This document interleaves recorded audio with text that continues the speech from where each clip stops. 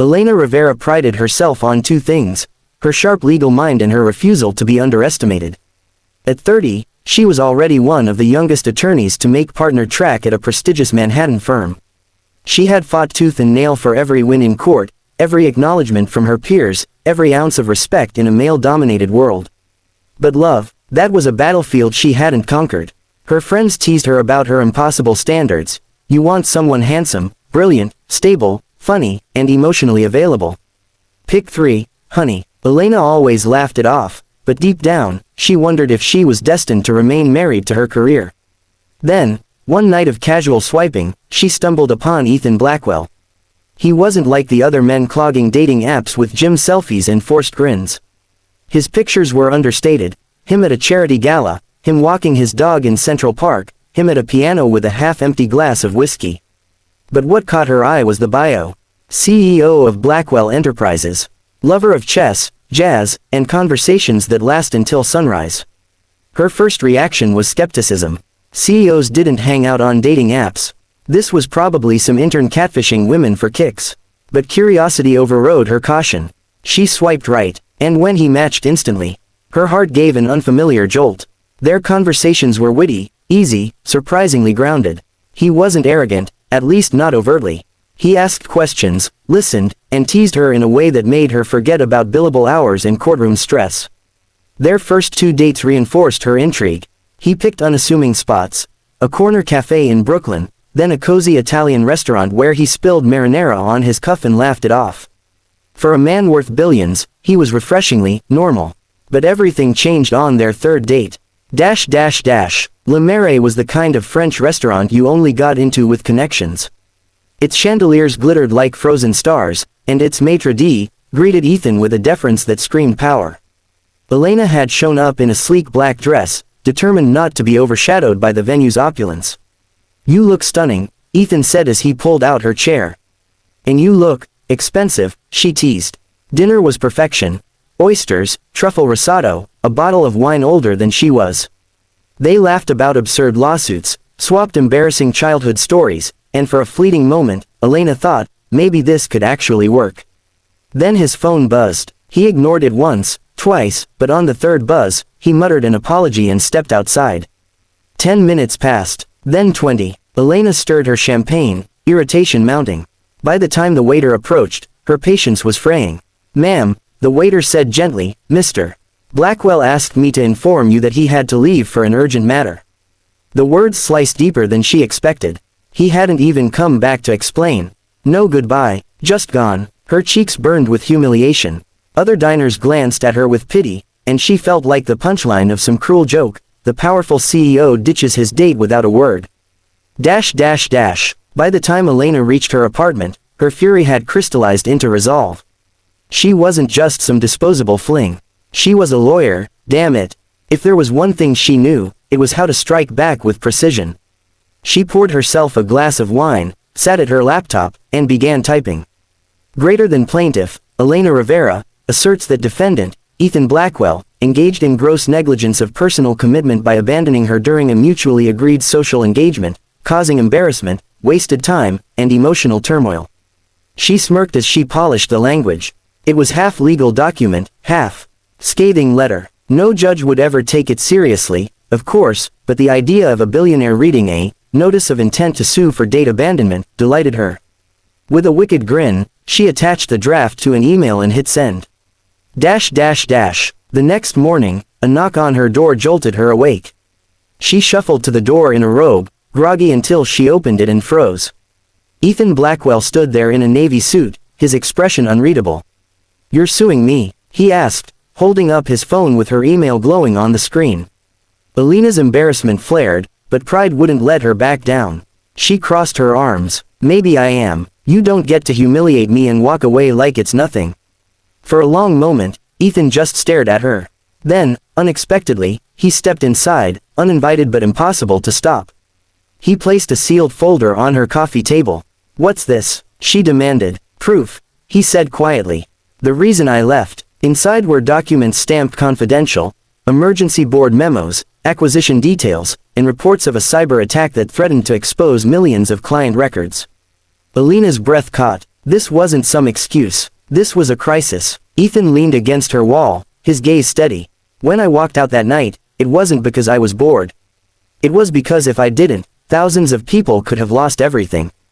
Her righteous anger faltered. She wanted to cling to it, but guilt was seeping in. So I'm supposed to feel bad, she snapped, because you chose your empire over me. No, Ethan said, his voice dropped, calm but charged.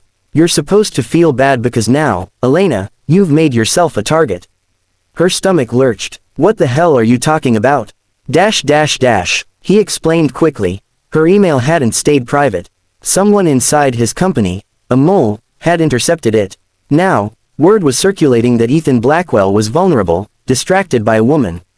The cyber attackers who had triggered his disappearance at dinner now had leverage. They knew about her. You've just put yourself in the middle of a war you don't understand, Ethan said, his jaw tight. And these people don't play games. They'll exploit you to get to me. Elena's blood ran cold. The complaint she'd written as a joke had suddenly painted a target on her back. That night, her fears proved real. As she left her office, a black SUV shadowed her cab. She tried to brush it off, but when she turned onto her street, the SUV pulled over too. A man in a dark jacket stepped out, his gaze locked on her. Before panic could set in, another car screeched up. The door flew open. Ethan leaned out. Get in. Against all instincts, Elena dove into his car. They sped off, tires screeching against asphalt. Heart pounding, she demanded, what the hell is happening? They want to scare you, Ethan said, his knuckles white on the wheel. Or worse, and it's my fault for letting this touch you. Her earlier anger dissolved, replaced by a cocktail of fear and adrenaline. She had tried to make a point, to bruise his ego. Now she was caught in something far bigger. They spent the next 48 hours in a safe house, an upscale penthouse Ethan maintained for emergencies. There, Elena saw another side of him. Not the charming CEO, not the aloof billionaire, but a man burdened by impossible responsibilities. He took calls at 3 a.m., fielded threats, and never once complained. And when he wasn't fighting corporate fires, he was watching over her. Bringing her coffee, insisting she sleep, teasing her gently to keep her from spiraling. It was infuriating. It was endearing. It was dangerous, in a way she hadn't anticipated. Because the more she saw him stripped of his public armor, the harder it became to hate him. By the end of the ordeal, Ethan's team had neutralized the threat. The cyber attackers were exposed, the mole arrested, and the danger to Elena eliminated. When it was finally safe, he drove her home himself. On her doorstep, Elena hesitated. I owe you an apology, she admitted quietly. That email was childish. I didn't realize that my life is insane. He finished with a small smile. She laughed softly. Something like that. He grew serious then, his eyes searching hers. You scared me too, you know. Not the lawsuit, though that was a first, but the thought of you getting hurt because of me. I don't scare easily, Elena. But you. The unspoken words hung between them. For the first time, she didn't deflect with sarcasm. She just looked at him and let the silence speak. Later, lying awake in her apartment, Elena replayed the past week. She had gone from feeling abandoned to nearly being abducted, from drafting a petty lawsuit to realizing she'd stumbled into a world where her sharp legal wit meant little against billion-dollar threats. And yet, through it all, she had seen something real in Ethan Blackwell. Something no resume, no headline, no net worth could capture. She had set out to punish him for walking away mid-date. But what she found instead was a man worth far more than her pride, and perhaps, worth the risk of her guarded heart. Because in the end, the lawsuit wasn't what she regretted most.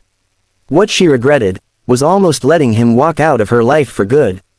Elena Rivera had spent most of her life being underestimated. First as a law student who didn't come from money, then as an associate in a high-profile Manhattan firm where senior partners assumed her fiery arguments were just passion, instead of skill. But she fought her way up, sharpening herself like a blade. By 30, she was on the cusp of becoming partner, her reputation as a relentless litigator preceding her into every courtroom. She wasn't used to being ignored. So when Ethan Blackwell, CEO of Blackwell Enterprises, walked out in the middle of their third date, she felt something she hadn't in years, humiliated. The night had started perfectly. Ethan had invited her to La Mere, one of the most exclusive French restaurants in the city. Its crystal chandeliers sparkled like galaxies overhead, the waiters whispered as if silence itself was part of the ambiance, and the wine list read like an ancient manuscript. Ethan greeted her with a smile that could disarm judges, juries, and women alike. "You look breathtaking," he said, pulling out her chair. "You look rich," Elena teased, trying to keep her cool. Their banter flowed as smoothly as the burgundy he ordered. For a while, she forgot who he was, the billionaire mogul with headlines trailing him like shadows. With him, she felt like a woman again, not just a lawyer calculating her next win. But halfway through the risotto, his phone buzzed. He ignored it once, then again. The third time, he excused himself with a quick, "I'll be right back." He didn't come back. 10 minutes turned into 20, then 40. Elena's irritation grew like a storm. When the waiter approached at last, he wore an apologetic expression. "Mr. Blackwell had to leave for an urgent matter," he explained softly. Elena's chest tightened. He left. No explanation, no goodbye. She felt every eye in the glittering restaurant settle on her, pitying the woman who'd been discarded like an afterthought. She finished her champagne, spine straight as steel, and walked out without a word. By the time she got home, her humiliation had hardened into rage. She wasn't some starstruck socialite who would wait by the phone for crumbs of attention. She was Elena Rivera, and she knew how to make men, and corporations, pay when they crossed her. Sitting at her laptop with a glass of red wine, she began typing a legal document. Greater than plaintiff, Elena Rivera, asserts that defendant, Ethan Blackwell, engaged in gross negligence of personal commitment by abandoning her during a mutually agreed upon social engagement, causing emotional distress, reputational embarrassment, and loss of time. It was outrageous, frivolous even. No real court would entertain it. But that wasn't the point. The point was to make him squirm. She finished the draft, attached it to an email, and hit send. The subject line read, "Notice of intent to sue for date abandonment." With a smirk, she closed her laptop and went to bed. The knock on her door came at 8 a.m. sharp. Elena, still in her robe, opened it and froze. Ethan Blackwell stood there, immaculate in a navy suit, his expression carved from stone. "You're suing me?" he asked, holding up his phone with her email glowing on the screen. Her pulse spiked, but pride forced her to cross her arms. "Maybe I am. Billionaires don't get a free pass to treat women like they're disposable." For a long moment, he just stared at her, unreadable. Then, without asking, he stepped inside. He set a thick folder on her coffee table. "What is this?" she demanded. "The reason I left." Inside were documents stamped confidential. Emergency board memos, cybersecurity breach reports, a potential class action lawsuit involving stolen client data. Elena scanned the pages, her stomach dropping. Ethan's voice was low, controlled.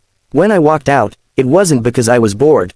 It was because if I hadn't, thousands of people could have lost their jobs, their savings, their lives as they know them." Her righteous anger faltered. The humiliation still stung, but now it was tangled with something more complicated, guilt. "You could have said something," she muttered, closing the folder. He gave a humorless smile. "Some things I can't discuss in the middle of La Mere over truffle risotto." She hated that he was right. But before she could summon another retort, his expression hardened. "You've made a mistake, Elena." Her brows furrowed. "Excuse me, that email you sent me. Someone else saw it, someone who shouldn't have." Her heart skipped. "What do you mean?" "There's a mole inside my company," Ethan said. "They've been feeding information to the people behind that cyber attack. And now they know about you." A chill shot down her spine. "Me, yes." He met her eyes, unflinching. "Which means you're in danger. And the second you hit send, you made yourself part of this war."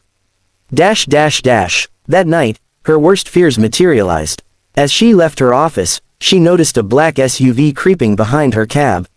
At first she brushed it off, but when it stopped on her street and a man in a dark jacket stepped out, her pulse spiked. His gaze locked on her, deliberate, predatory. Before she could react, another car screeched to the curb. The door flung open, and Ethan leaned out. "Get in." Adrenaline propelled her forward. She dove into the car, the door slamming just as the man lunged. Ethan hit the gas, tires shrieking as they sped into the night. Elena's hands shook. What the hell was that? Ethan's jaw was clenched, his knuckles white on the wheel. "Proof. They're watching you now, and they won't stop until they get what they want." Elena swallowed hard, her earlier bravado crumbling. Her joke lawsuit had set off a chain reaction she couldn't control. And for the first time in years, the woman who never backed down felt truly afraid.